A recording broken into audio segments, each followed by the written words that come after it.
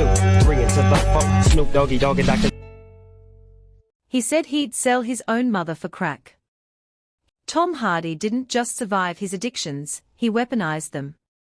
From blood-soaked rock bottoms to box office domination, this is the wild truth behind the rage, the roles, and the rehab.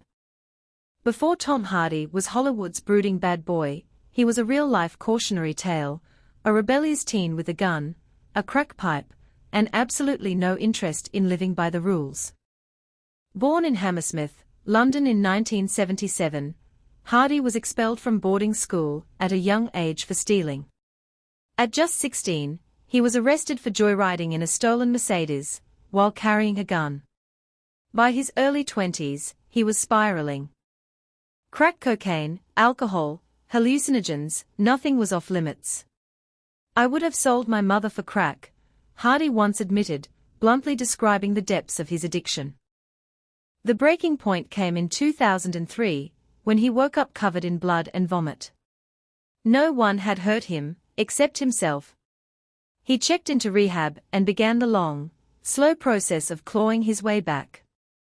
But Hollywood wasn't calling, not yet. For years, Hardy took on unglamorous indie roles. He wasn't leading man material, at least not in the studio system's eyes. But that didn't stop him from going all in.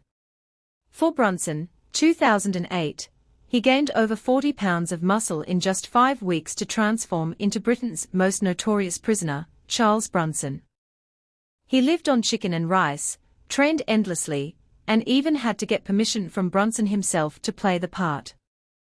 Then came Warrior, 2011, where he trained for months in MMA and boxing, pushing through injuries and exhaustion.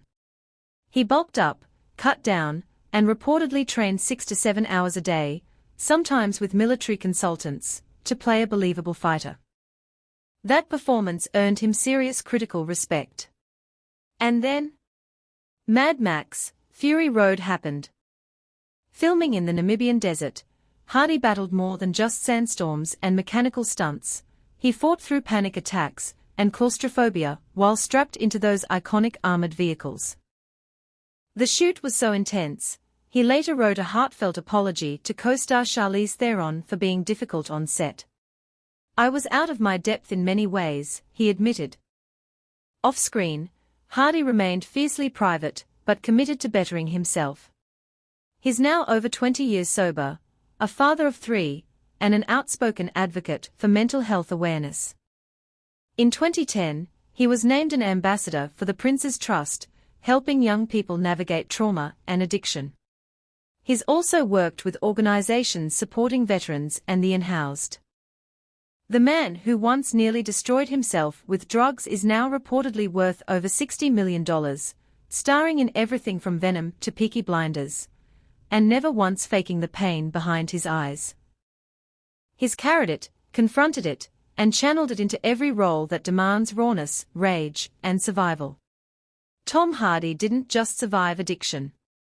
He made it unforgettable. Please allow me to introduce myself. We shake the right hands, break the wrong ones. Well, I think we have a situation developing. We don't ask, we take. And when someone forgets their place, I've got a man for that. Problem solved.